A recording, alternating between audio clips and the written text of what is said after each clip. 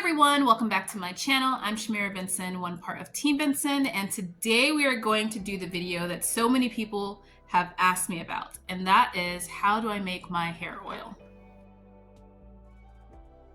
Okay guys, so it is a wonderful rainy Shabbat, so I'm in the house and I thought it would be great to show you guys. Now, I will say that I lost the beginning footage of this video, which was about 2 weeks ago, where I picked and dehydrated my herbs, but I have them here.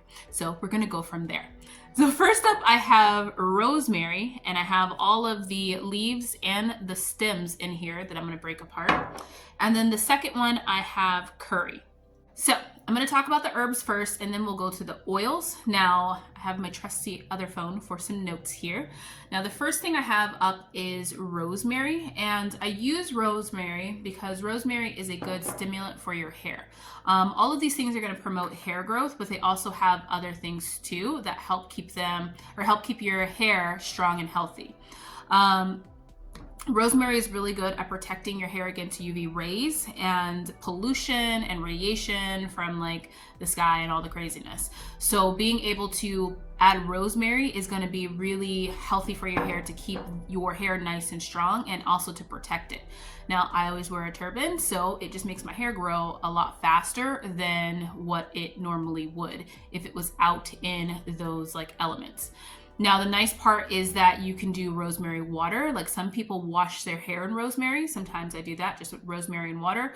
Or you can do a rosemary oil, which you can then apply to your hair and your scalp and the entire hair shaft. Next up we have is green curry. Now, this one is really good for stimulating new hair growth and preventing hair loss. So if you're having a lot of shedding every time you brush your hair, or if you wash your hair and there's hair everywhere, having curry leaves are going to help to be able to strengthen your hair so that then it's not breaking off and falling as much. Now let's talk about the oils. So I have two oils. I have castor oil. You guys can see, there it goes. I have castor oil. And then I also have grape seed oil that I use as a mixture for my hair oils. And typically I'll just use whatever comes in this bottle and then top it off with the grape seed oil. So first up is castor oil. Now this is also used as like a diuretic. It can like shrink tumors. It can do a lot of different things. Castor oil is an amazing oil and it comes from the castor plant. So this is going to be really good for your hair because it's going to increase the shine and the gloss of your hair.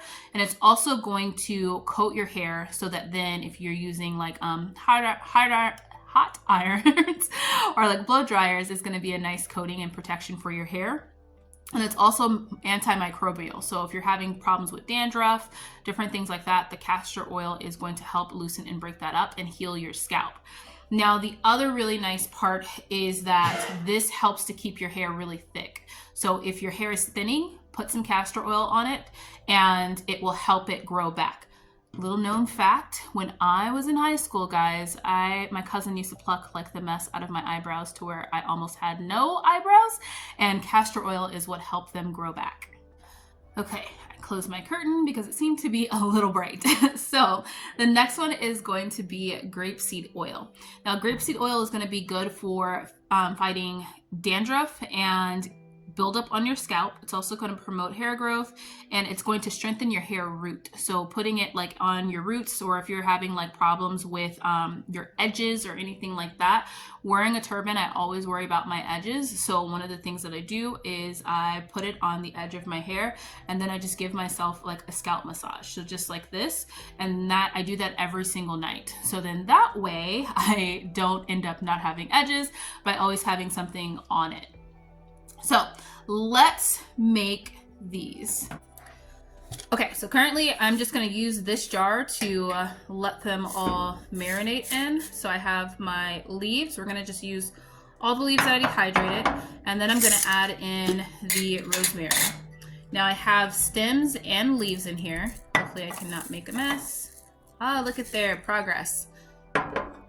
Because both the stem and the leaves have medicinal value in them, so you might as well not waste those stems. And then I'm going to add all the castor oil that I have in here because I like castor oil on my hair. I do like the way that it helps like with my hair growth and different things like that. One of the benefits of having the grapeseed oil is grapeseed oil has a really high smoke point. So using something like a flat iron or a blow dryer is going to be helpful, having such a something with a really high smoke point. So we're probably like a fourth of the castor oil once it settles through everything.